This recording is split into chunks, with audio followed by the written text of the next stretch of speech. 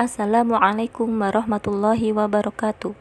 Alhamdulillah wassalatu wassalamu ala rasulillah wa ala alihi washabbihi ajmain. Pada pelajaran kali ini kita akan membahas tentang sistem pemerintahan Republik Indonesia, kebebasan berorganisasi, keputusan bersama, dan peran Indonesia di dunia internasional. Di Indonesia, kebijakan atau undang-undang ini didasarkan oleh Undang-Undang Dasar 1945. Seiring dengan perkembangan zaman, UUD 45 ini mengalami perubahan dan penyesuaian yang disebut dengan amandemen, yang pertama kali dilakukan pada tahun 1999. Pemerintahan di Indonesia menerapkan teori trias politika atau pemerintahan dibagi menjadi 3 bidang, yaitu legislatif, eksekutif, dan yudikatif. Masing-masing adalah legislatif, itu adalah Dewan Perwakilan Rakyat atau DPR, eksekutif adalah Presiden dan Wakil Presiden beserta menteri-menterinya, kemudian yudikatif adalah terdiri dari Mahkamah Agung atau MA dan Mahkamah Konstitusi atau MK. Sekarang kita akan mengenal lembaga-lembaga negara. Yang pertama adalah DPR atau Dewan Perwakilan Rakyat. Yang kedua adalah DPD atau Dewan Perwakilan Daerah. Yang ketiga Presiden. Yang keempat MA atau Mahkamah Agung. Yang kelima Mahkamah Konstitusi atau MK. Yang keenam Majelis Permusyawaratan Rakyat atau MPR. Yang ketujuh Komisi Yudisial atau KY. Yang kedelapan Badan Pemeriksa Keuangan atau BPK. Kita akan bahas secara singkat, dimulai dari DPR. DPR adalah salah satu lembaga negara.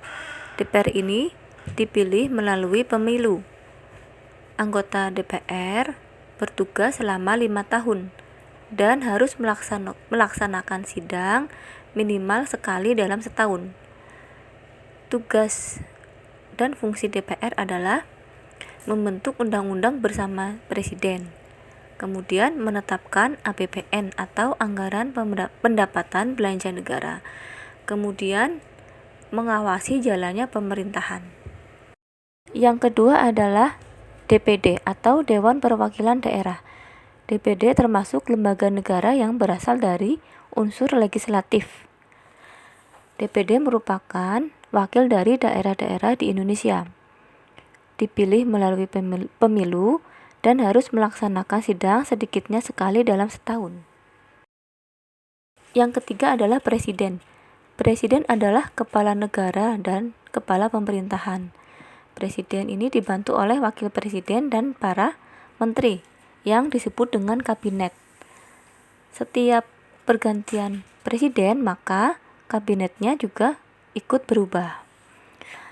Menteri dipilih langsung oleh presiden. Ini adalah hak prerogatif presiden.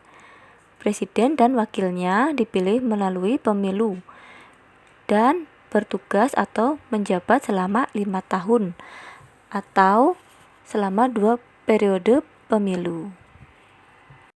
Yang keempat adalah Mahkamah Agung atau MA. MA merupakan lembaga yudikatif yang merupakan lembaga peradilan tertinggi. Yang kelima, Mahkamah Konstitusi atau MK. MK merupakan lembaga negara di bidang kehakiman. Yang keenam adalah Majelis Permusyawaratan Rakyat atau MPR. MPR adalah salah satu lembaga negara yang anggotanya terdiri atas DPR dan DPD yang dipilih dalam pemilu. Yang ketujuh adalah Komisi Yudisial atau KY. Komisi Yudisial adalah lembaga yang bertugas mengawasi perilaku hakim. Yang kedelapan adalah BPK atau Badan Pemeriksa Keuangan. BPK bertugas memeriksa pengelolaan keuangan negara. Nah, penjelasan tadi adalah penjelasan singkat mengenai sistem pemerintahan di Indonesia dan lembaga-lembaga negara. Di antara lembaga-lembaga tersebut ada yang dipilih melalui sistem pemilu. Pemilu pertama kali dilaksanakan di Indonesia adalah tanggal 29 September tahun 1955. Pemilu dilaksanakan 5 tahun sekali. Nah, petugas yang mengurusi pemilu ini disebut KPU atau Komisi Pemilihan Umum. Sedangkan yang berada di daerah disebut dengan KPUD atau Komisi Pemilihan Umum Daerah. Peserta pemilu adalah warga negara Indonesia yang sudah berusia 17 tahun. Nah, pemilih ini juga menganut azas langsung, umum, bebas, rahasia atau yang disingkat dengan LUBER, dan jujur dan adil yang disingkat dengan JURDIL atau jika disingkat adalah LUBER JURDIL. Bab selanjutnya adalah kebebasan berorganisasi. Organisasi adalah suatu perkumpulan yang terdiri atas beberapa orang yang saling kerjasama untuk mencapai tujuan. Organisasi ada yang bersifat profit atau mencari keuntungan, dan ada yang bersifat non-profit atau tidak mencari keuntungan atau bersifat sosial. Ciri-ciri dari sebuah organisasi adalah memiliki tujuan yang jelas, memiliki anggota, memiliki pemimpin atau pimpinan yang mengurus, serta mempunyai kegiatan yang pasti. Nah, susunan pengurus dalam sebuah organisasi biasanya terdiri atas ketua, sekretaris, bendahara, dan seksi-seksi lainnya. Setiap pengurus organisasi harus melaksanakan tugasnya dengan baik. Nah, cara memilih pengurus organisasi dapat dilakukan dengan penunjukan secara langsung atau yang disebut dengan aklamasi, atau juga melalui pemilihan atau voting.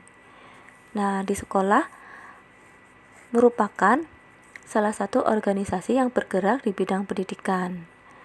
Contoh organisasi di lingkungan sekolah adalah koperasi sekolah, UKS atau usaha kesehatan sekolah, pramuka, dan komite sekolah. Bab selanjutnya adalah keputusan bersama. Keputusan bersama adalah segala sesuatu yang telah disepakati bersama berdasarkan pertimbangan-pertimbangan tertentu. Keputusan bersama dibuat jika keputusan tersebut menyangkut kepentingan orang banyak. Cara mengambil keputusan bersama dilakukan dengan musyawarah dan melalui suara terbanyak. Musyawarah adalah pembahasan bersama dengan maksud mencapai keputusan atas penyelesaian masalah. Suara terbanyak atau voting dilakukan bila dalam pengambilan keputusan tidak mencapai kata mufakat. Bab yang terakhir adalah peran Indonesia di dunia internasional. Indonesia menerapkan politik bebas aktif. Artinya adalah bebas artinya tidak terpengaruh oleh pihak asing. Kemudian aktif artinya berperan terus-menerus tanpa dimintai bantuan. Peran Indonesia di dunia internasional terlihat antara lain dari penyelenggaraan Konferensi Asia Afrika atau KAA, kemudian menjadi anggota PBB atau Perserikatan Bangsa-Bangsa, dan penggagas gerakan non-blok atau GNB. Nah, itu tadi adalah penjelasan singkat tentang peran Indonesia di dunia internasional. Dengan berakhirnya pembahasan bab ini, maka berakhir pula materi kurikulum 2006. Saya akhiri. Assalamualaikum warahmatullahi wabarakatuh.